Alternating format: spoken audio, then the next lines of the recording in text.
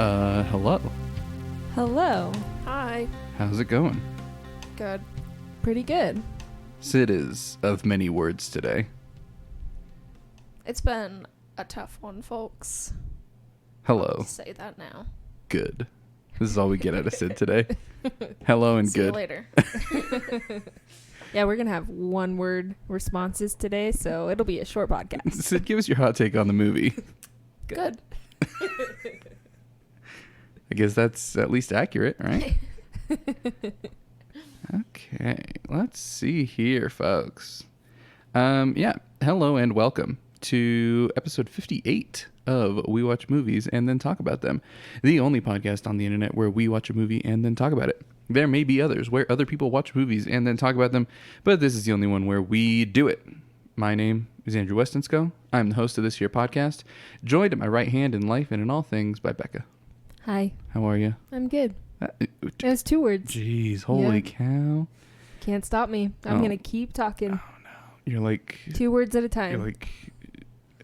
Sue Ellen or whatever her name was. What was her name? I don't know what her name is. Shirlene. Shirlene. You could slap a few syllables together and you'd get it. I guess so. What is her name? That doesn't really matter. This is a joke that has long since fallen flat.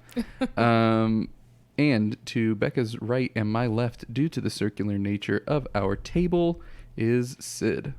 Hey. It was LaShawn, by the way, and she's played by Anna Faris. Mm-hmm. I didn't know that. Did not recognize her. Dude, that's who it is. Kate Mara plays Alma Jr. I was like, why do I know who this is, but I can't freaking place it? There you go. Thanks, IMDb. I owe my life and soul to IMDb. Why is that? I don't know. For all the questions they answer. They and answer a problems lot they of solve. questions. I spend a lot of time reading trivia. Just looking through the pictures of Timothée Chalamet. Exactly. I was just going to say that. Yep. Oh, man. We get a lot of mileage out of the Timothée Chalamet jokes, too. We're doing great. So what's up, folks? How we been? It's been, it's been like 3 weeks since we've recorded. Quarantine sometimes makes it tough to get together. Also, people going out of town all over the place. You were the only one who didn't go out of town. I know. That's why Lame. I'm blaming you guys. You're jealous. I'm Yeah, not you are. jealous. I got to stay home and play video games You're for a jealous. week. You're right. That was just as much of a vacation for you. I had as a it great. was for me. I had a great vacation. I DoorDashed every single night. Every day. I literally didn't leave the house for a week. You spent more money staying home than I did going on vacation. That's absolutely correct. Yeah, because I bought a couple video games. I DoorDashed every day. I had packages come in the mail, and I didn't go pick them up because I didn't leave the house for a week. Literally. It was great. Leave the house. It was great. Sometimes I opened the blinds. And I made you walk out the door a couple times to water my plants. That's true. I did have to water a plant. So I did. I went out to the porch. That's as far as I made it. I didn't put shoes on. Oh, boy. It's pretty great. It's a good thing I came home. Whatever. I would have done just fine. You would have spent all of our money. I already did that. Yep, you did. All right, folks, we're back. Let's see. A couple of things I want to talk about before we get into the stuff. Guys, what is going on with the Oscars? I'm excited about some things, a little disappointed about some other things. So let's talk about what the things are. I haven't read anything. And then we so- can get Sid's take on it. The Academy of Motion Pictures, Arts and Sciences announced on Monday that the 93rd Academy Awards has been postponed to April 25th. Variety, who is also the source for this article that I'm reading, was the first to report in mid-May that the Academy was considering delaying the big night in the wake of the coronavirus pandemic. The statement from the Academy reads, "For over a century, movies have played an important role in comforting, inspiring, and entertaining us during the darkest of times. They certainly have this year. Our hope in extending the eligibility period of our awards day is to provide the flexibility filmmakers need to finish and release their films without being penalized for something beyond anyone's control. This coming Oscars and the opening of our new museum will mark a historic moment, gathering movie fans around the world to unite through cinema." So, here's what's going to happen. The awards ceremony has been pushed back, as I said, to April 25th. A film, the eligibility date has been extended to February 28th, but only sometimes. A lot of let's see, animated feature film, documentary feature, documentary short subject, international feature film, animated short film, and live action short films still have to be in by December 1st, 2020, which is weird. Oh. Yeah.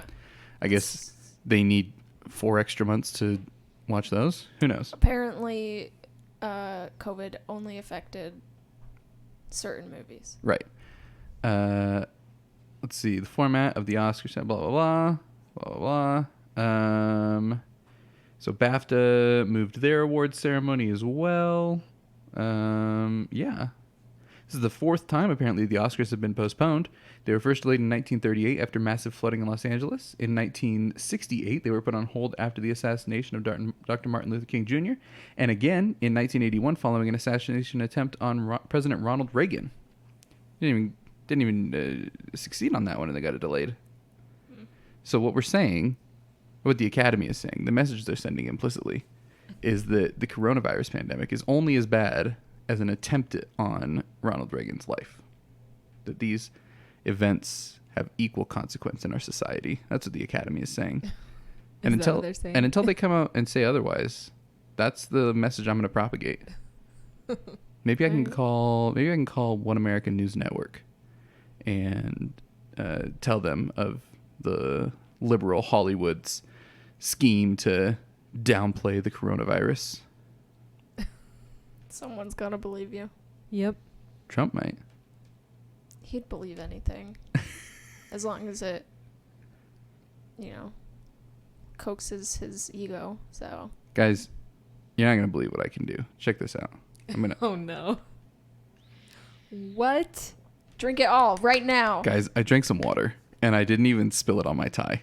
And you only used one hand. And I only used one hand. It was like shaking. No, I'm holding a gallon of water here. I bought a gallon water bottle, folks, to try and make sure that I drink enough water during the day. And it gets heavy. It does. And we're at 9 a.m.? Yeah, but I filled it up at like 5. Yeah, but it's still funny. Just in case anybody missed it, the President of the United States needed congratulating for being able to drink a glass of water, where he previously required 2 hands to do so in an effort to not spill water on his silk tie. I didn't even know that. If you're asking, that's what we're talking about. if now. you're asking why he felt the need to explain this, I don't have an answer for you. You know what it is? He just doesn't want to talk about minorities, so he chooses to use that time to talk about his tie. Oh no! Yeah. As soon as he finished talking about the tie, he talked about minorities. But in a not great way. Right, yeah, Yeah. in like a horrible way. Oh yeah. Yeah. Your weekly reminder here from the folks that we watch movies and then talk about them to get out there and register to vote. This year's a big year, obviously, but you should also vote in your local elections. So, Yes. yeah, go If you're vote. in Utah, it's too late to register, but... Well, yeah. but here's the thing: you can still register for the general Yep. election, Yes. and hopefully, your vote counts. Hopefully, you live in a state where your vote counts. All right, folks. So that's about the Academy of Motion Pictures Arts and Sciences, or whatever the heck it's called. Academy of Motion Pictures. Oh, that's exactly what it is. Yeah, so the Oscars are delayed. What do you said you like some, you don't like some? Yeah. They are starting that every year. They're going to nominate 10 movies for Best Picture. I'm into that. Yeah, me too. Because Cool. there are so many movies that get ignored. You have 10 slots open. Why not fill them? So, very happy about that. And that's all. That's all we're happy about. That's all. Here's the thing. Here's what I don't get. What do they think is going to happen in an extra 2 months? Do you know what I mean? I would assume it's just to get the movies released. I mean, there's obviously a big delay on movies getting made. Sure, but is it just a hope that they can get together and have their big jerk off party together in the same room? Like, are they Yeah, like so they don't have maybe to wear by masks. maybe by April we'll be able to get together? Maybe. Because I refuse to see Timothée Chalamet with a mask on. What Get if that it was, off. What if it was a Dune themed mask? Shit, okay. Because last year he wore the blazer with the Atreides symbol on it, right? Yeah, I think he could pull it off. All right. He can pull anything off. So then here's my question. Last year, I believe there were 9 movies nominated. Am I right? 1, 2, Yes. 3, 4, 5, 6, 7, 8, 9. Yeah. So, what do we think got passed over then? Like, what would have? Because it was pretty swept, like as far as the categories go, right? Uncut Gems wasn't nominated. Uncut Gems wasn't nominated for anything though, so I don't think that it would have snagged Yeah, for sure. like a Best Picture nom, right? I mean, obviously, I would have liked to see it. Becca doesn't care. I could have seen like Knives Out. That's being my nominated. call. I think Yeah. if they had mandated 10, I think Knives Out would have got a nomination. Yeah. That would have been cool. And you know what? Knives Out is better than a few of the movies that were nominated. Yeah. So, Yeah. actually, last year was a really, really good It was crop. really good. I think. And honestly, even Endgame could have been nominated. Yeah, it didn't really have any legs to stand on in anything Yeah, other than that's like true. visual effects, so and it didn't even win that. Yeah. For some reason. So actually, this is interesting. I gave a lot of hate to 1917 winning Best Visual Effects. But if you watch, did you watch the VFX artist react where they talked about 1917? Mm-mm. So obviously the waterfall scene was pretty rough. Yeah. That looks terrible. Yeah. Right? But apparently they used like completely digital doubles to stitch together a lot of the takes to maintain the image. So like the one that they focused on a lot is right at the beginning after they get into no man's land and they fall down in that ditch. Mm-hmm. Apparently they take the people and they cut as they're sitting in the ditch. And then they have another cut that starts as they're walking away. And in between there, they basically figure out a digital version of the person and have the digital version climb out of the ditch. And then they can continue the shot really seamlessly. And like apparently that's all over the place, that they just like Okay, that makes sense. It's pretty impressive. yeah, they just like replace the people Yeah. with what they call them digital doubles. Yeah. I just Wow. feel like I mean it's been a few months obviously since I watched the Oscars, but I feel like every time they showed it, like all the nominees, they were showing like the water and like everything that didn't look very good. It was like very obvious this is CGI. Right. Also, apparently the burning church was Yeah. entirely CGI. Yeah, that was I didn't CGI. know that Oh, because that looks amazing. yeah. All right, I'll give it to him. So I'm gonna retract any negative statements I said. That's your correction, or your revisionist corner for today. Is Andrew is okay with 1917 winning for best visual effects, mostly because there wasn't really anything else that like wowed me for last year. But I guess Avengers. I think it's stupid that Irishman was nominated, but it was like just by doing that they were gonna get nominated. Yeah. So. I mean, and it's more stupid that Uncut Gems wasn't even nominated for sound. But what are you going to do? Becca won't even watch that movie, so. I'll watch it again someday. We've just got a lot of movies on the shelf. We do have a lot of movies on the shelf, and I just bought a bunch more. Yep. But unfortunately, we haven't been able to get to any of them because we've just been playing The Last of Us Part 2, It's true. which has been very good. Mm-hmm. What's that look, Sid? Do you not approve of The Last of Us? I don't think I know what that is. I've heard of it. Oh, it's a video game. It's a zombie video game. Okay. It's amazing. But it's basically like a movie. So is like it like the ones where it's like choose your own adventure type? no, No? it's like telling a very straight up story. Okay. But it's like, hey, here's a cutscene with story, and now you get to shoot some zombies, and now we get another cutscene with some more story, I often forget that it's a video game. and you just play for the story though. Like the combat's not that great. yeah. All right, I'll just come watch you guys play. It's fun. You wouldn't be the first person to do that. I've played through the first one like 4 or 5 times with just people watching. So I mean, I never play video games, but I've started to like get into watching YouTube videos of like people explaining video games or like actually playing them because they're some really good stories. mm-hmm. It's like, well, I'm not gonna play it, so I mostly just watch like scary games and laugh at the people when they get scared. Do you want to watch an actual scary one? Look up a playthrough of PT. I've seen that. Have you seen? Oh my Yeah. gosh, dude, That that was thing scary. freaks me the f out. Yeah. Jeez. Yeah. Okay. Well, there we go. Cool, folks. Dude, can we just remember that Laura Dern won an Oscar last year? Oh, yeah. How The could I Oscars feel forget? like forever ago. They feel like so long ago. So long ago. It's a different world. Carefree. I guess I mean, what are we even excited for this year, though? Tenet is apparently full steam ahead, July 31st. Well, movie theaters are starting to open. Yeah. Yeah, at like half capacity, right? Yeah, I don't know exactly how it's working, but I think Megaplex in Utah is starting to Yeah, open. I got an email from Cinemark. They're opening, but like they don't have any movies to show, so they're showing old movies. Yeah. And I'm gonna see Fury Road in theaters. When are you going? First day, July 3rd. Like they're showing it? Yeah, that's Dude, the movie. we should go. That's the movie We that have I to go. always say When you get, I would watch it. do you in have theaters. tickets? No, not yet. When you get them, let us know. Okay.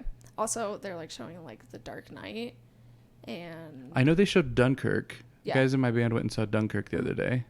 yeah, no, they're actually showing like a few really good ones. Okay, when you go see Fury Road, seriously, I'm on air inviting ourselves to your party. Okay, sounds good. You said July 3rd? That's like the first day that they're open. Oh, that's next week. Is it? Yeah. Oh shoot, yeah, we should get tickets. Yeah, the Oscars feel like so long ago. So, but I guess big ones. So Tenet again, full stream ahead apparently, July 31st. And I mean, you can still pack a butt ton of people into an IMAX theater. Oh yeah. That'll be interesting. I still want to see it in 70 millimeter. I don't know if there's going to be anywhere doing that though. French Dispatch, I think, is delayed to like October, right? Do you know? I don't know. Yeah, I know that it's delayed, but it's still coming out this Yeah. year. Yeah, I'm sure it's delayed. And there's been no word on Dune. Yeah, because it was always a Christmas release. Yeah. So I mean, are there any other movies that we're even excited about? I Do we- can't. I mean, I haven't seen any trailers because I haven't gone to the theater. Yeah, and with Cannes getting canceled, Yeah. like they came out with their list that they were like, these are our Cannes approved movies, and there's like 200 of them. Oh, jeez. I'm like, how am I supposed to differentiate between any of these? Yeah. Like, why would I have gone and watched Parasite if it wasn't for winning the prize last year? Yeah. You know what I mean? Yeah, give us like 5. Like they should at least, if they're approving them, they should at least give us like a top 5, Yeah. right? And then I could just watch those. Yeah. Boo, you can. Being lazy. No. This is a really random. Do you know who was supposed to be the jury president for Cannes this year? No clue. Because it was Iñárritu last year. Mm-hmm. So really, we might have Iñárritu to thank for the Parasite buzz. He's a good man. He is a Doing good man. work. He has done good work. Of course he has. Man won Best Picture 2 years in a row. That's crazy. He did Birdman. Oh no, Revenant didn't win Best Picture. He won Best Director 2 years in a row. Oh my That's right. gosh. But still, to have both of those. Well, yeah, when your 2 movies are Birdman and The Revenant. Yeah. Like, give me a break. All right, folks. Let's jump into this then. Today, that's it for news, right? Is there any other news we want to cover? I don't think so. Timothy Chalamet single. I found that out a while ago. Really? Yeah. Was he previously not? He was not. He was dating Lily Rose Depp, Johnny Depp's daughter. Dude, that would be unfortunate. Yeah. But he's single now, so I'm about to make my move. Oh, she's cute. She is really cute. Congratulations, Timmy. Well, they're broken they're up broken now. Oh, right. Well, That was a congratulations for him to date me. what is he wearing? I guess you guys can't see what I'm looking at. He's got like a weird belt on. He looks amazing. Yeah, don't judge his style. Don't say anything bad. He knows about what him. he's doing. Dude, can you let's imagine a world really quick. I want everybody to close your eyes. Okay, and I want you to imagine a world. Okay. There is no coronavirus. The police have been completely defunded. We have special units to handle violent crimes only. And specialist workers for all other types of emergencies. Donald Trump is not president. And Timothy Chalamet and Saoirse Ronan are married. Wait. I want to be married to him. But he has a side thing going with Sid. No, I am not a side chick. You wouldn't be a side chick to Saoirse Ronan. I would. Yeah, okay. You got me. Just saying, imagine this world. Wow. Timmy, Timmy, you could make this happen. You could do this for us, Timmy. You got the easiest job out of all of it. All he has to do is just marry Saoirse Ronan. That's all you gotta do. Or Armie Hammer. Either one. You could marry Armie Hammer if you want. Marry both. There you go. All right, folks. Well, let's talk about the Best Picture winner in 2006, Crash. Has anyone seen it? I haven't. Anyone Nope. at all? I haven't. Man, Okay. what a like I'm looking at this list. What a garbo year. Yeah. Goodness gracious. What even are these? Like nobody's ever even heard of these movies. What are they? Can you tell me what Munich is about? I've heard of it. No idea what it's about. I get it confused with Eunuch a lot. Based on the true story of the Black September aftermath, about the 5 men chosen to eliminate the ones. What am I supposed to know what the Black September is? I don't. Apparently, Eric Bana was the star in this movie. I didn't know that he did anything other than The Incredible Hulk. Geez. Capote. Apparently, Capote is. I mean, I can't imagine it's Capote bad is with Philip very Seymour good. Hoffman. Yeah, it is very good. And But- I would say his winning is well deserved. Yeah, it's fine. It's weird that Walk the Line was nominated for like everything, but Oh, that was Walk the Line? it was nominated for like everything but Best Picture. Yeah. But yeah, geez, this was seriously, just what a garbage year. Goodness gracious. Oh, geez, this was freaking Batman Begins was nominated for Best Cinematography Ooh. and The New World. Why didn't that win? Have you seen Memoirs of a Geisha? No. Apparently it won cinematography. In any case, that was a long-winded joke about Crash sucking. And today we're talking about the movie that might have should have won. It's the only one that I've seen out of the nominees, Brokeback Mountain. Took us 20 Yeehaw. minutes to say the name of the movie we're talking about. It's in the title. People know. You know what I All mean? right, yeah, If yeah. they wanna skip past this is the new format. Okay, we start out with the news, and then we jump into the movie discussion, Well, we talk about whatever we want. which is And usually then- it's on topic. We're talking about the news. Okay. Calm down. I'm fine. I'm Becca's calm. trying to derail the podcast over here. Oh, I am? So Brokeback Mountain stars Anne Hathaway's increasingly ridiculous hair. And it's the story of Jake Gyllenhaal and Heath Ledger surprisingly quickly discovering their love for each other and then dealing with the fallout of that over the course of 20 years. Mm-hmm. Yeah, I mean it's weird. Like this movie is obviously kind of a meme at this point, I think. Or maybe that was just for like really immature straight white boys growing up. But like, I don't know. This movie was a meme when I was growing up. I remember Yeah. hearing about it in 4th grade, and some they were in a sleeping bag together. Oh. Yeah, so I mean, but funnily enough, like as much as I've heard about it and I guess figured that I knew things about it, I had never seen it until today. Yeah. So yeah, let's get right into it. So here's how the show is going to work. We're going to do some hot takes, which will be quick summations of our opinion on the movie, followed by that discussion. Then Trivia Sid. She read all of the IMDb movie trivia related to Brokeback Mountain so that you don't have to. And then we'll get into our final ratings out of 10 and place this movie on the Weston scale. So let's get into it. Don't burn yourself on these hot takes. Becca, how hot is your hot take? It's pretty hot. Ooh, spicy hot take. Yeah. I really liked this movie. I went into it thinking that I would like it, and I came out of it liking it, so there wasn't much of a surprise there. Like, I will say I don't like Western style movies at all. But is this a Western? No, that's what I was going to say. Oh, okay. But it doesn't feel like a Western. I just don't like Western people. Yeah, I get it. Jeez.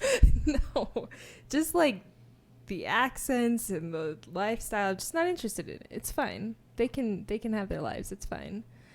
But like I would never choose to watch a Western because I'm super not interested in it.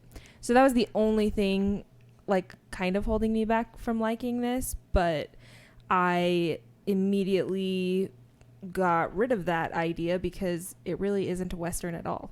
It's just about people. And I think that the characters are really intriguing, and it definitely talks about some important issues. Not even issues, just important things to talk about and know. Yeah. And I really liked it a lot. Sweet. Sid, how hot is your hot take?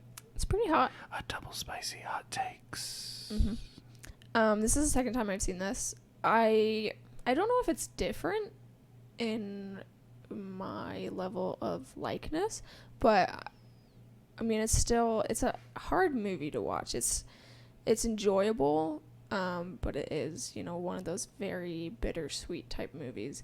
And I do get like Becca's point on the Western ideals, and yeah, it's not a lifestyle that I find particularly interesting or appealing, but I think it is really interesting in this story where cowboys, hyper masculine,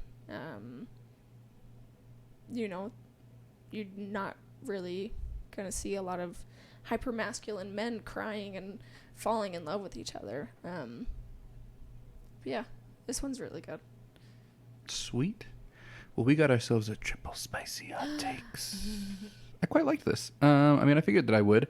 It obviously gets a lot of accolades, and it was really the first like queer romance story to really break into the mainstream, I think. Like, that's not to say that there weren't other movies in this vein before it, but this was the first one that I feel like I said, really broke into the mainstream to the point that it like became a meme for really immature people. Mm-hmm. But at the same time, like, it tells a really compelling story, and I think examines kind of the complexity of the situation in a very complete way.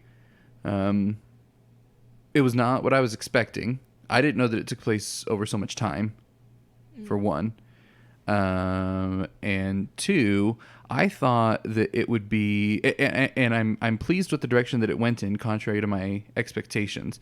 I assumed that the bulk of the movie would be about them, like, internally overcoming their kind of built up walls against their attraction for each other, right? But to my surprise, that happened pretty quick. And the movie was really about dealing with the fallout and living in a society that wouldn't accept them for who they were, and having to hide that and the pain that caused them as well as others. And I thought, I mean, here's the thing. I love Jake. Jake Gyllenhaal is great.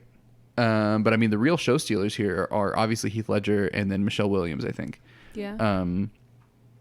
Just really fantastic performances from both of them. Heath Ledger manages to have he manages to communicate so much while saying so little. Mm-hmm. Even the way that he decided to speak, like, he didn't want to open his mouth, like he was just like talking through his teeth constantly, and, you know, muttering and not saying things. And so often you're so frustrated, you're like, just speak, dude, like, just say something. But like, it's representative of the conflict that he's living with, of like wanting one thing but knowing that he can't have it, and again, just kind of the fallout of that on his life. Mm-hmm. And like very indicative of the way that he was raised and all the values that were instilled in him, and the struggles that he had trying to reconcile his feelings with the way he was raised. Like, I think that was really obvious in his performance. Yeah, because I mean, you know, we're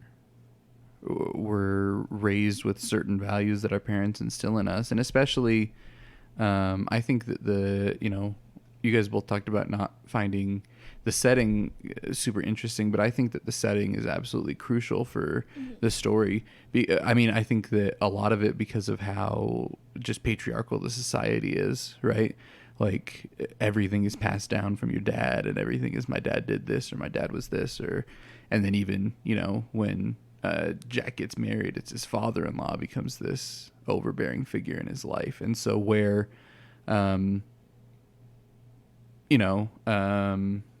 what's his name? Ennis's dad was pretty clearly homophobic, or I guess what's a more extreme version of that? Violently homophobic? I don't know. Yeah. Where he was just kind of a dick in that aspect of his life, right? Like, that's something that you're raised with, and then realizing that, I can't even imagine, you know what I mean? Like, realizing that you're gay and having to reconcile that with, these values that you've inherited from your dad. Mm-hmm. It's just obviously very, very painful for him. And but that's just, it's so contrasted with how obviously painful that is for, I just lost her name, Alma. Yeah. To see that really the only times that he is happy are when he's leaving her to go be with Jack. Mm-hmm. And again, just like the pain that causes her, and even like the disconnect that causes him from his children, right? Mm-hmm. That like he even struggles to be close with them for whatever reason, right? It's not said explicitly. My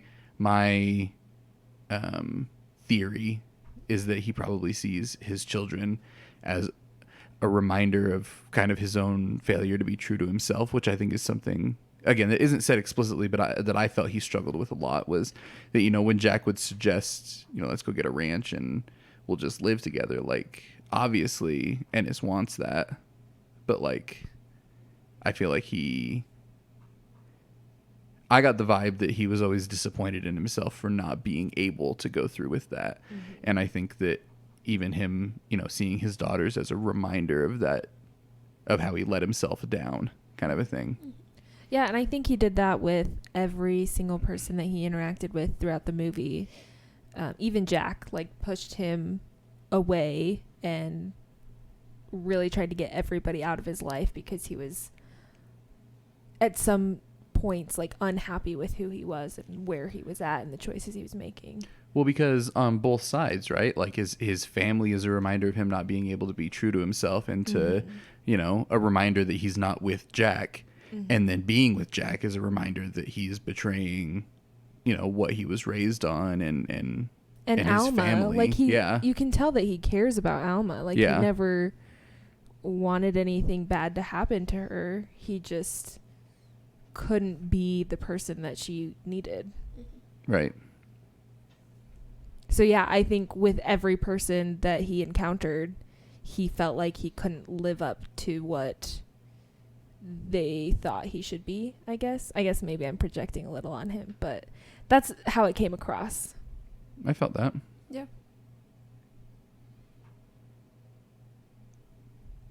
Yeah. Very good. Yeah. I don't know. And that like, to me, that was kind of the emotional heart of this movie, was just Ennis and him really, I would say, trying to come to grips, but he didn't really try to come to grips with any of it. He just kind of beat himself up for 20 years. Yeah. And like, how honestly kind of harrowing of a story that is, and how, just upsetting that is to watch. And I think that you really have to commend both the screenwriter and Ang Lee. This movie did, in fact, win both Best Screenplay and Best Directing. I think you really have to commend them for the sensitivity with which they handle kind of that conflict, right? Like, you really feel for him, and you, like, the things that he is experiencing and feeling and thinking, like, he doesn't have to say them, because just in the way, again, that he grits his teeth, or like, just walks away from things, or sabotages himself, or like, all of these things play into you being able to understand what's going on in his head. And while, none of us can obviously like completely empathize with that, like, you do feel it and realize how tragic it is, and like how many people had to live that life, you know what I mean, for forever, really, until like really just the last handful of years, where people have decided to not just like hate random people for stupid reasons. Yeah. And you can see the impact that it has on him. Like, as we watch the movie, like you can see the weight on his shoulders get like heavier and heavier and heavier as he's getting older. And I think one of the most impactful scenes for me that represented that was toward the end when he's on his last trip with Jack, and right before he leaves, it does a flashback to when they were there in 63, and he just looks so young and happy and like carefree. And then we jump back to present time and he's just like so like haggard and unhappy, and that was just like a stark contrast to me of like the weight of all of this over time and what it did to him. And I think to build on that would be when he goes to Jack's parents' house. Oh yeah. And again, like nothing is said out loud, but like you understand so much just from their interaction that like, you know, his dad not thrilled about things, but his mom like just loved her kid and wanted him to be happy, and like obviously hurt that that wasn't a possibility. Yeah. But I think that those ending scenes, I think that the movie like doesn't, I guess the one of the choices that I need to sit on, I guess, is that the movie doesn't really resolve. Like it's not like his burden ever becomes lighter. Mm-hmm. Right? Like again, like you said, you just see it pile on and pile on and pile on and pile on. And like I guess him agreeing to go to his daughter's wedding, like that could be the beginning of him allowing himself to open up a little bit. Mm-hmm. Right?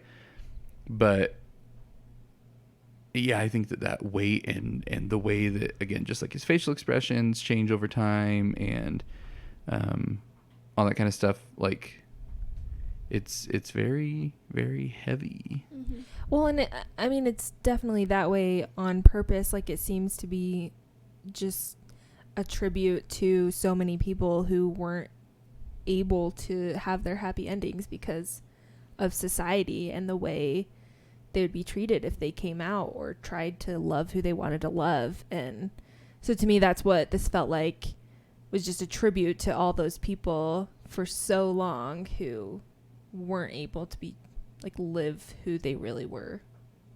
Yeah. Well, and then, so are we like, that story about Jack pumping up the tire, that's bogus, right? Yeah. That doesn't happen. Yeah. No, that did not happen. Yeah. So like, I think that is obviously very depressing, but like it definitely grounds the story, because I feel like if that wasn't a part of it, it could be very easy to come out of this and just be like, well, why the heck didn't they just do it? Like, just go for it. Who cares? Yeah.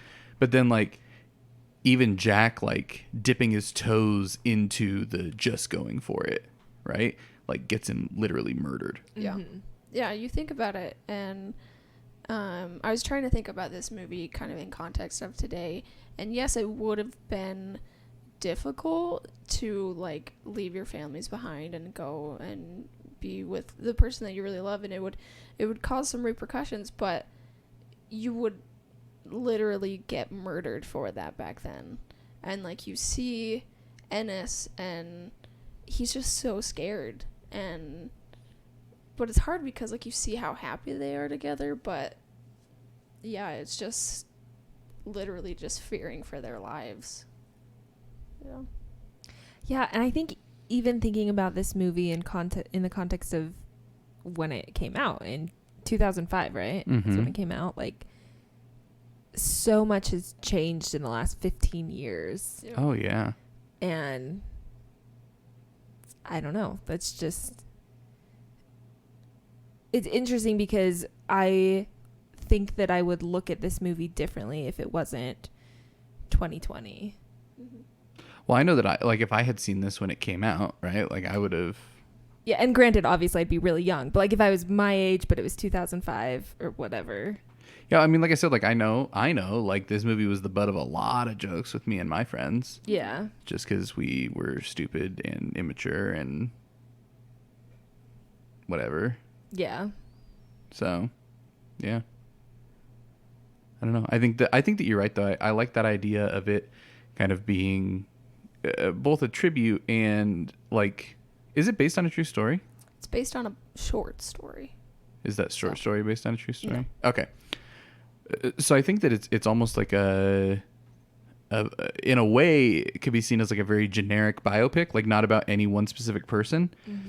Because I mean, if you think about it, what's the point of a biopic, right? Like somebody's life is inspiring or harrowing or in some other way needs to be in the public canon, Yeah. right? And so when you take it as that, like again, just kind of as a tribute to the suffering of all of these people, and at the end of it, you like I don't know how you could watch this movie and come out of it and be like, "Yep, that was the right thing to do as a society," right? Mm-hmm. So like, and again, I think that it coming out at the time that it did, because again, like, sure, I was in high school, but like a lot of people weren't in high school and still had those views, right? Yeah. Of being either blatantly or like as a joke homophobic, right? Mm-hmm. And I don't know how you could come out of this movie and think, oh, yep, that was how we should treat people. Yeah. Like, that's absolutely But right. I mean, it's obviously the people who think that who wouldn't see this movie. But I guess I agree. But maybe somebody did. I don't know. Yeah, like I'm it's sure there a were. very high grossing movie, I'm sure. Yeah. I don't know. Maybe my hope is that maybe this movie cured some people of their homophobia. Yeah. I'm sure like people who were kind of more in the middle, I feel like this would be like a good turning point for them, but like thinking about people who are like very like set in their ways, really homophobic, there's no way they're going to see this movie. You know? Yeah, you're probably right. Yeah. So unfortunately, it's the things they should see that they refuse to see. But yeah, I mean, like, and it's just, I don't know. Just treat people better. Yes. Be nice. Be nice. End of story. I don't get it.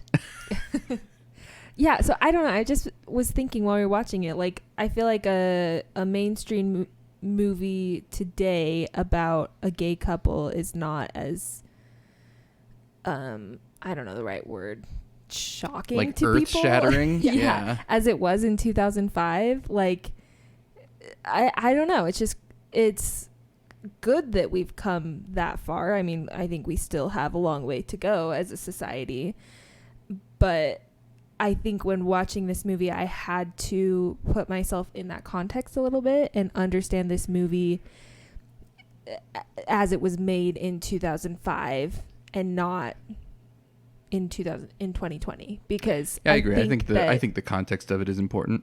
yeah, I don't know that I would like it as much as I do without knowing that it came out in 2005.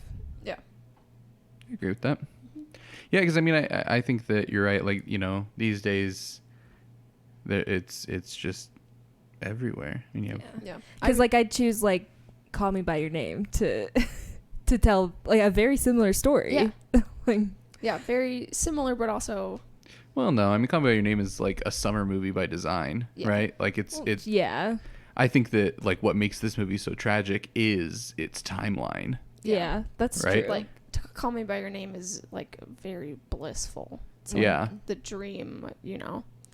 Like I think what one of the big strengths of Call Me by Your Name is that it's just presented as a romance movie, right? Yeah. Yeah. Like you could like, you know, substitute either one of them as a female and you have just like a super typical summer fling movie. Yeah. Right. So like I loved that about Call Me by Your Name, that it didn't make it about the fact that it was, you know, a queer romance. It was just a romance movie. Yeah. Whereas this very much like the queerness of it is very central to it. Yeah, that's true. Going back to just the time period that this came out, I watched Philadelphia a few weeks ago. I don't know what that is. It's about, so Tom Hanks plays a gay man who gets fired because he has AIDS, and so it's about Denzel Washington. That's layers. Yeah, there's a lot to it. Denzel Washington is his lawyer as they like take this to court, and I like wasn't very impressed with Denzel Washington's character because like he's very homophobic, you know, he's saying like homophobic slurs in the beginning, and I just like I was like talking to my mom about it because she had seen it when it actually came out, and I was telling her like I just like I didn't feel like he really grew at all, like I just he he became friends with one gay person and now he's redeemed, and then she had to remind me, like, you need to think about when this came out. And I think it was in the early 90s where it was a much bigger statement to just like be nice to a gay person, you know. It's horrible that we've had to take so long to even get to where we are, and we have so much more to go. But yeah, I think it is very important to understand when these movies came out and when they were set as well. Mm-hmm. Yeah, 93 is when that came out. Is it worth watching? Yeah, it was really good. Tom Hanks is really good. I mean, it wasn't my favorite movie, but it was still good performances. I only watch movies that are your favorite movie. Okay, well, there's a young Antonio Banderas, so Ooh, that might make you want to watch it. that might put me over the edge, actually. Yeah. Yeah. I didn't like the music in this movie. I didn't love it, but I didn't hate it. It was just there. It felt a little over the top, which is weird because a lot of it was just like guitar, but it still felt like it just felt like a lot. Like I felt like it was through the whole entire movie. Yeah. Mm-hmm. Their like main theme, I liked because it did a lot of. I feel like it was. I forget exactly when the scene was, but I think it's when they have their first trip after 4 years, and. Because we get their main theme is they're up on the mountain, and it's just kind of that couple note picked melody on the guitar, and then we get a lot of like really droney, kind of atonal stuff underneath a lot of the scenes. But then as soon as they get back together, that theme comes in, and it almost felt like the music had been building, just like to a breaking point over the time when they were apart, and then when they come together, their theme comes in. And I thought that was really effective. But the like ending, I felt like was really over the top with the music, and that theme of, I guess it would be like the movie theme. I don't know. I felt was a little bit much. Yeah, I could see that. Yeah, that's probably my main beef with it. Yeah, I don't really feel like I have a ton of beefs with it, but I don't know that there's one thing aside from the acting that I would say it was like amazing. I guess the acting and the story. I think the screenplay was very, very good. Yeah. And the directing, like, did you be able to bring it together? Yeah. And then obviously, like I said, I think Heath Ledger and Michelle Williams just steal the show. Yeah. Yeah, I totally agree with that. Watching this made me want to go back and watch Manchester by the Sea again. Oh, that's so depressing. She's so good in that. Yeah, but it's like all these little really great things that come together to make everything great. But like, it's not like the acting is so great that it's outweighing the screenplay. Right. Yeah, I think everything works really well together. Yeah. It's a very balanced experience. Yeah. Very depressing one. Yeah. Yeah. Happy Pride Month. Yeah, right? No, I think this was a good pick for Pride Month because, again, like I said, this is kind of the movie that broke queer cinema into kind of the mainstream, right? At least in my perception of it, right?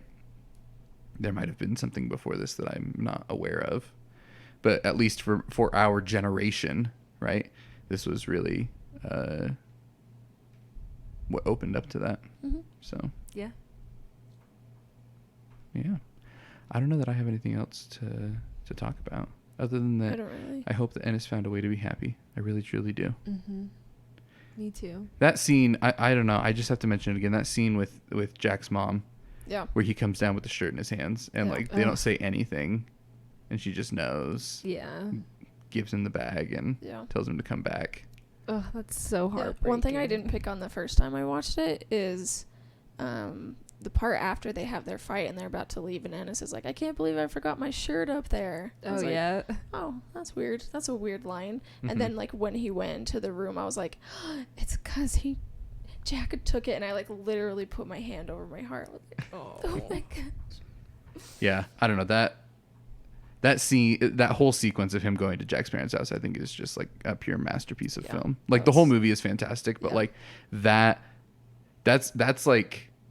I feel like a jump in quality over the rest of the film comparable to like the last 5 minutes of Call Me By Your Name. Yeah. Like where like the totally movie is agree with really good that. for a while, and then there's a sequence that just leaps in quality over Yeah. the rest of it. And I think that scene, because that scene is kind of a microcosm of everything that's great about the movie. But yeah, Yeah. Anne Hathaway's hair. Oh It's my god. insane. It's crazy how bad it gets. Because it was so good, right? Yeah. In the beginning. Right in the So beginning, she nice. looked great. Like, how could it get worse? And don't dye it blonde. She lived in Texas. That's just what Lived in happens. Texas in the 70s. Yeah. I mean, I remember living in Texas in the mid 2000s, and there were a lot of women who still looked like That's that. actually true. I also lived in Texas in the mid 2000s. Wait, when did you live there? You guys have I- a very yeah. similar, It's creepy. because you both lived in Ohio Uh-huh. and Texas. You and lived in Utah. Ohio? Yeah, we've talked about this. I didn't Yes. know that. Yeah, This is why I married you, is Yeah. because you're so similar to Sid. that's And Oh. Sid's the my reason best why. friend. Thank you. I'm glad that was your one criteria, and I happened to live in the right places. Yep. Did Yeah. we live in Texas at the same time? I was there from 2002 to 2006. Okay, I was there from like 07 to 09. Oh, okay. So, It's just Bummer. funny. I actually lived in Texas when this movie came out, oh my and gosh. like people were talking about it, and I was like, "Ew, I'm so ignorant. I'm homophobic." And Good thing you grew up. We've all been there. character development, you know. We've all been Yep. Aren't we Yeah. grateful? I'm also glad that Alma is happy. Yeah, she deserves some happiness. there. She does does. deserve some Like, happiness. but And that- again, it like I kept waiting for her to confront him about it, but then I realized like how? Yeah. I know, I did too. But yeah, you're right. Like, how do you deal with that, especially in Alma's position? Like, he's still her husband and Yeah. he's still cheating on her, and that's, no matter what is happening, that's hard for her. Yeah. She sure did marry the fat-free version of any man. He's so boring. Oh my gosh! And the two scenes She's that we like, there's see no him- way he's having a gay affair. That's what I was thinking, and then I was like, That's my looking at him. criteria. I was looking at him, I'm like, I could see it. I could see a gay affair going on with this guy. Can you imagine? She marries Oh my she gosh. marries two gay men in a row. Oh, sad. Gosh. Poor Alma. Poor Alma. But I think that's just another consequence of society. Like, he was not allowed to live the way that he wanted to live, and that hurt Alma. Yeah, for sure. And he never wanted to hurt her. But society sucks. Mm-hmm. Sucks a little less now in Yes. some ways. Yeah. In other ways, it sucks equally. Yeah. But yeah, I don't know that I have anything else to say. No, me I don't either. either. I just keep thinking about how good that scene is, Oh, it's where he so goes to good. Jack's It is parents' really house. good. So fantastic! Just an incredible scene. Sid, what kind of trivia do we have? All right. So Jake Gyllenhaal is the godfather. So Michelle Williams and Heath Ledger met and fell in love in this movie in real life. Really? Yes. Can you imagine? And Jake Gyllenhaal is the godfather of their daughter Matilda. Well, they actually have a kid together? Uh-huh. Jeez, I didn't know that. Yep. They were never Wow. married, but they do have a kid together. Heath Ledger declined to go to a 1-month cowboy camp because he grew up in a lot of farms in Australia, but Jake Gyllenhaal needed it as he required it because he needed roughing up. Dude, I always forget that Heath Ledger is Australian. Mm-hmm. So there are sometimes just, of course I know he's handsome, but there are some times where I just like see him in like a flash of a movie and I'm like, Yeah, but he had a terrible haircut consistently in this movie. but like every time he smiled, I was just like thrown back. Like, oh my gosh. Ugh, beautiful. He wanted to put a smile on that face. Oh my gosh.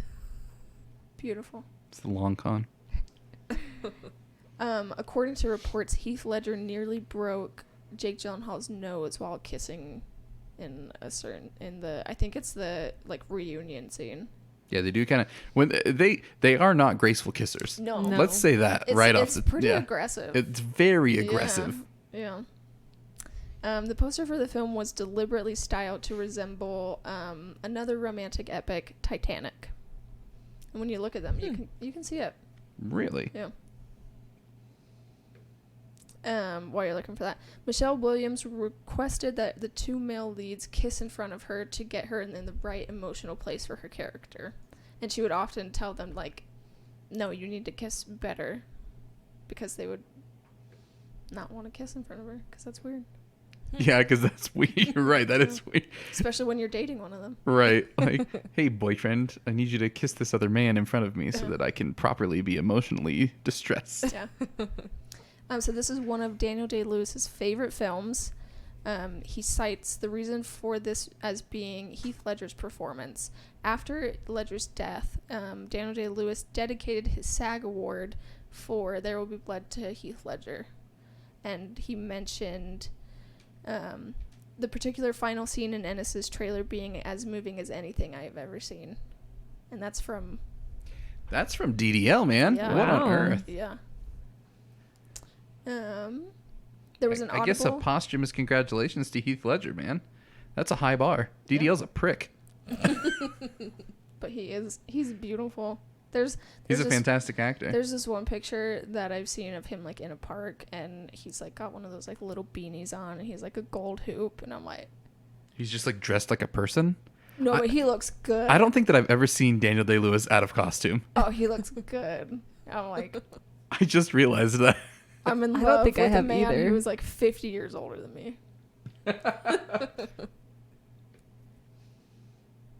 Like, I've only ever seen him in a tux, like Yeah. at an awards show or Or in a in movie. costume. Yeah.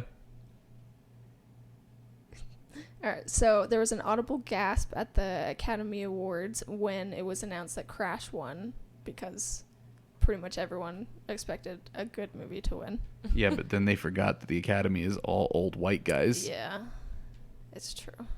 And the best picture is the only one that's decided by ranked choice for some reason. It's so dumb. During her audition. Okay. See? Am I right? You're right. Yeah. I found the picture of Daniel Day-Lewis, and he looks Yeah. good. Sure does. I would not recognize him. Dude's a mastermind, man, because he can just walk around out in public, and nobody would ever be like, hey, that's Daniel Day-Lewis. Yeah. Because he doesn't look like he's from the 1800s.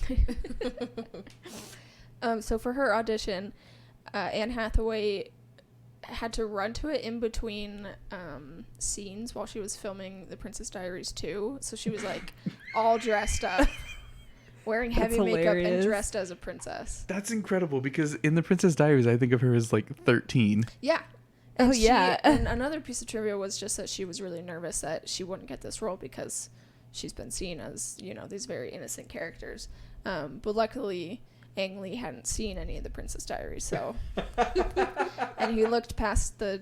I choose to imagine that she is in a giant ball gown as she runs in. So That's amazing. yeah. That's my guess.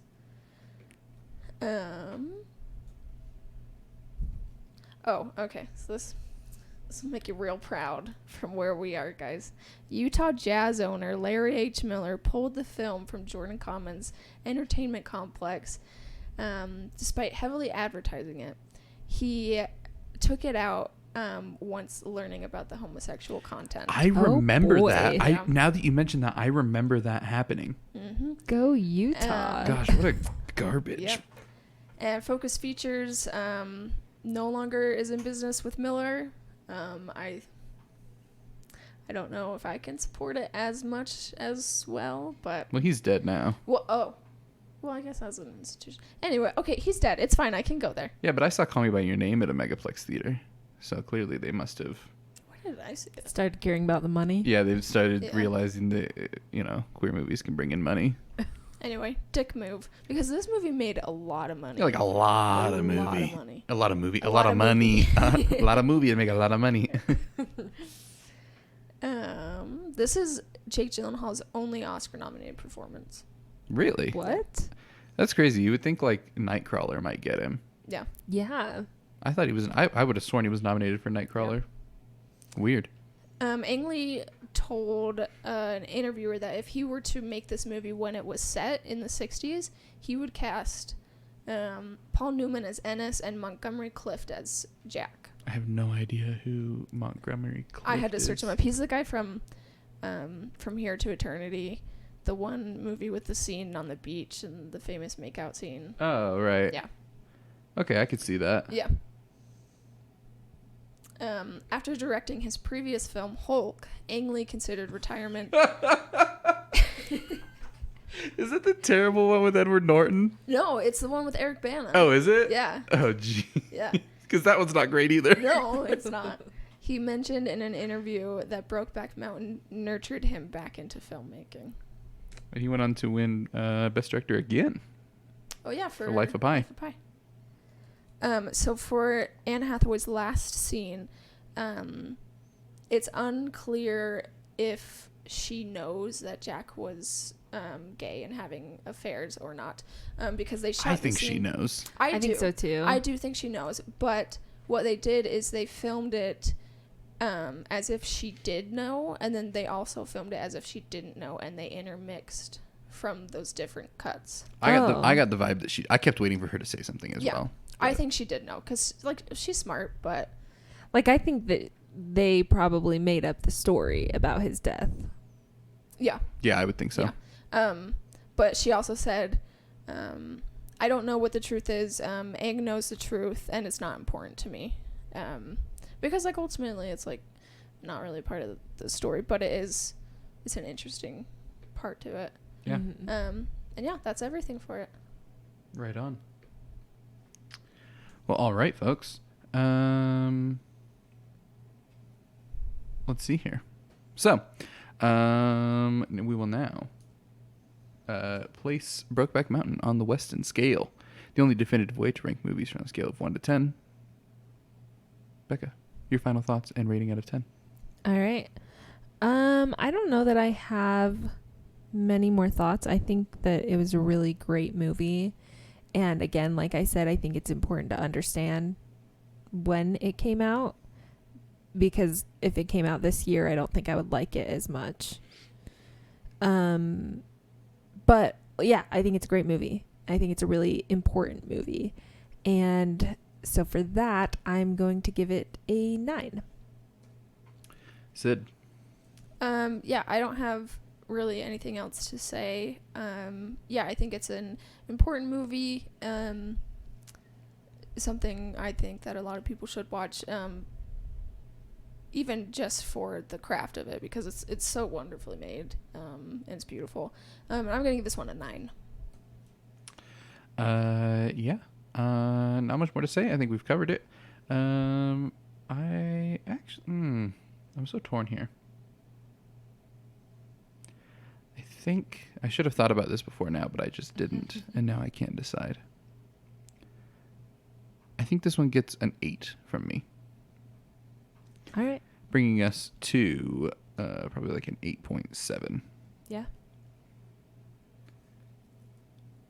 All right. That puts this movie in the league with such films as Ex Machina, Once Upon a Time in Hollywood, just below Birdman and Sicario, in league with Us, and better than Grand Budapest Hotel, Prisoners, or Moonrise Kingdom, or Paddington 2. Wow. Yeah. Ridiculous. Do it again. Sid refuses to believe that any movie is better than Paddington 2. Because there is nothing. Okay, folks, we're going to have to redo this episode so that we can rank this. We're redoing the entire podcast. So that we can rank Paddington 2 higher. Yes. Every episode is Paddington 2. All right. Well, that'll do it for our discussion of Brokeback Mountain. Jumping into other movies we've been watching. Again, we've pretty much just been playing The Last of Us, and Becca left for a week, so we've been pretty sparse on the films. We did watch The Lodge. Oh, I've heard Oh, yeah. I forgot what that was for a second. some things about that. That was a movie. Yeah. Yeah. Okay. It had some good things. It just really tried to rip off Hereditary. Yeah, it really so did. obviously. It really. It was just super like, it feels weird to have somebody be derivative of Ari Aster when Ari Aster is like 2 or 3 years into his like feature film making career. Yeah. But it was very derivative of Ari Like Aster. literally the first scene was in a dollhouse, and then you zoom out and it's like, oh, it's that same house. Yeah. And like everything, I was like, oh, is someone gonna die? 10 minutes later. Someone's Are we going to a head? funeral? Does she have a nut allergy? She didn't have a nut She allergy. didn't have a nut allergy, but it did start out zooming out from a miniature house and then a funeral at the beginning. And then it showed them driving in the car, and she had a doll in her hand. She had her doll. And she stuck the doll out the window. We're like, is the dog gonna lose its head? Oh my gosh. Yeah, it was crazy. It was like too much. I was like, okay, this is a way worse version of Hereditary, and not even a version of Hereditary. It's just Did it make you want to watch Hereditary again? a little bit, honestly. It's so good. Because I think if I can get you to watch Hereditary a few more Yeah, times, just then show I can her get you to watch The movies. Witch. No. Show her movies that are similar to Hereditary but worse. So she'll be like, I just wish I was watching this, and then you can gradually work up. I need to show you Witch. worse versions of Uncut Gems and The Oh Witch. Yeah. boy. I don't want to see worse versions of those movies. That's what you have to do. Yep. Or you just I have suck to. it up and watch the good ones. It's true. I like Hereditary for the most part. I think I gave it like a 9. I don't remember. Yeah. Well, we'll bring you around Yeah. to Uncut Gems and The Witch. Yeah, whatever. Those are sticking points for me, man, because those are phenomenal films. We watched Just Mercy. How was that? It was really good. It was good. Yeah. Yeah, I was a little surprised at how much I enjoyed it, honestly. Okay. I have more beefs with it than Becca does. Yeah. As a film, Mhm. it definitely fell into a lot of the biopic tropes, in that like the hero was perfect and the bad guys were just racists, Yeah. and like never at any point did the main character make a mistake or Yeah. do something wrong. And it's like, that's just not how life is. So if you're going to try and tell a story that's supposed to be close to life, with that said, it was a very moving story. I think a very worthwhile story. And there was a lot going on that I did quite like. I just don't like biopics. It's fair. Yeah. Not a huge fan. And then we watched Boogie Nights. What'd you think? It was okay. It felt like 2 movies. Well, we Like, watched it it. really We was. watched it in 2 sittings. Yeah. Oh, okay. So But it really did, like, it was 2 completely different stories. it was like rise and fall, Yeah. Mhm. right? But yeah, I quite liked it. I really like that. I've- been really wanting to rewatch that one. I've never been. I don't think that I've ever come away from a movie and been like, "Wow, Mark Wahlberg killed it in Yeah. that." But he kills it in He this. does, yeah. He's incredible very in this good. film, and it's like it's so fun to see PTA a little bit earlier in his career, like trying to figure things out. The camera work in that movie is phenomenal. That's the one thing that like really stuck out to me, was the cinematography was just absolutely amazing. But Burt Reynolds kills it, Marky Mark kills it. It's just it was a great movie. I am still debating what the point of it is, like what's he trying to say, but that's kind of how PTA's movies are in general. Yeah. Like There Will Be Blood is very on the nose, but all his other movies that I've seen are just kind of like, wow, why did you make that? It was really good, but why did you make it? Yeah. It is somewhat loosely based on real life. Oh, really?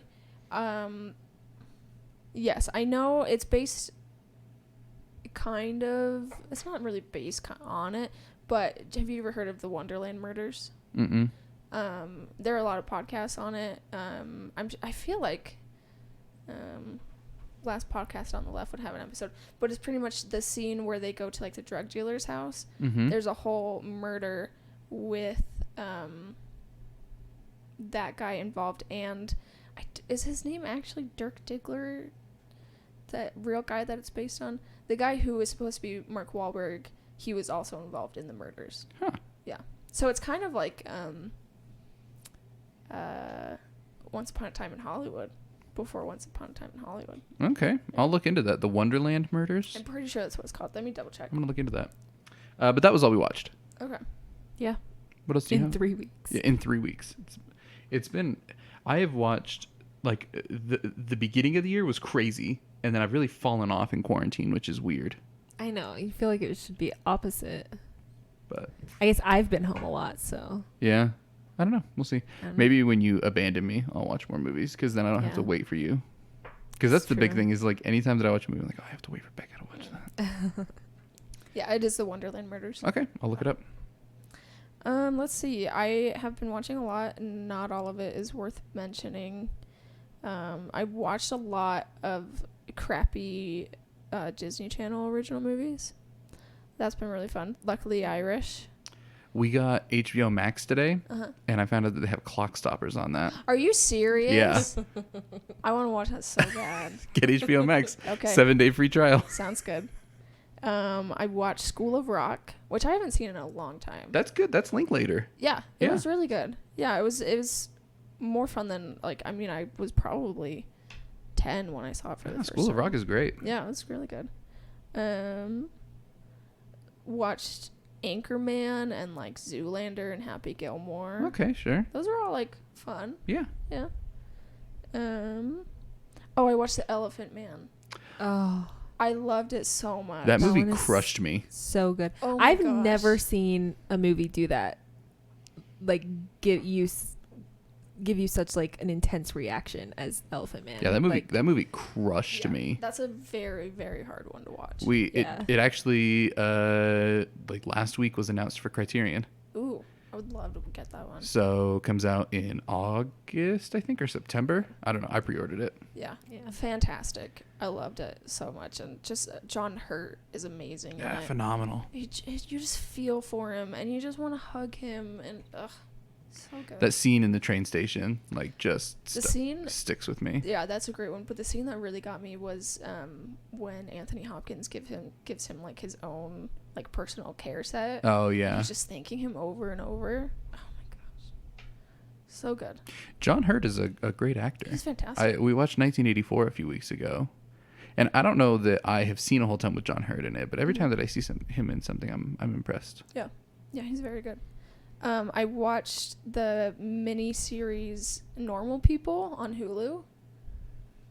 I don't know what It's that is. based on a book. I'd never really heard of it, but it's pretty much kind of the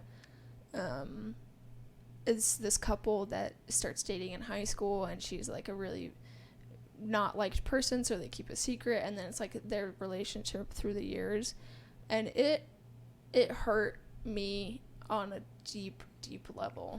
But it was very, very good. I will say it's pretty sexual, but it's only 12 episodes, or a half hour each. Very good. Very That's sad. 6 1-hour episodes. Yeah. That's digestible. Yeah. Cried like Yeah. a baby. I need a new TV show, so maybe I'll try it out. It's really good. Oh, I watched Death Becomes Her. I have no idea what that is. It's got, why can't I think of their names? Meryl Streep, Bruce Willis, and what's her name? Goldie Hawn, where Goldie Hawn and Meryl Streep are competing for Bruce Willis, but then they're also immortal. And, What? it's really good. It was weird. It was not what I was expecting at all, but it was really fun.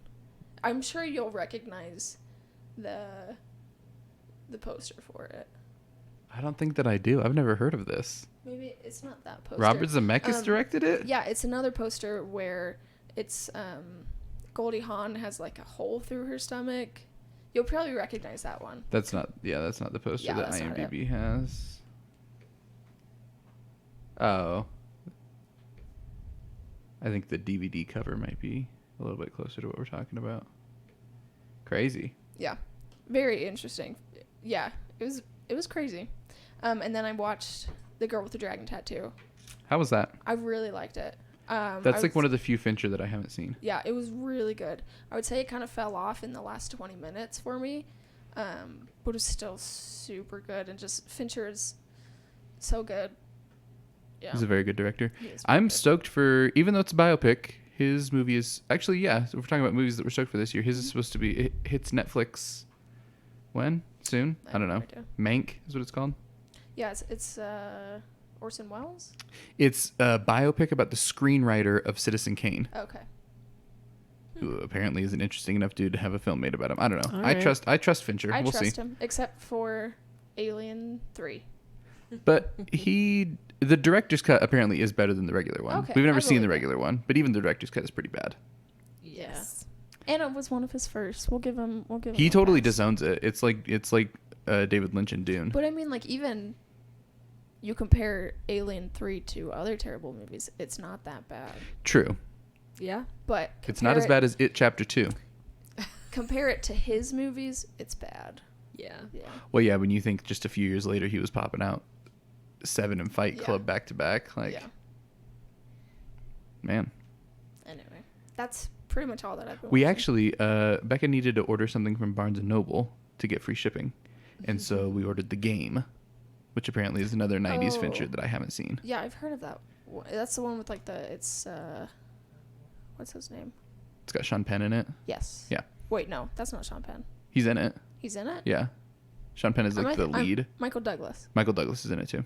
Isn't he the one on the cover? And it's like puzzle pieces. No, the cover is like just like some lines. The Criterion cover, at least. I don't know what the other one might be. All right, folks. That'll probably do it for us, yeah? Yeah. All right. Well, we thank you for listening. We appreciate you. We love you. Yeah, if you want to get in touch with us, you can do so at contact@wewatchpodcast.com or hit us up on any social media at We Watch Podcast. We appreciate your listenership. We'd love to hear from you. But in the meantime, I'm Andrew. I'm Becca. I'm Sid. And we'll catch you on the next one. See ya. Bye.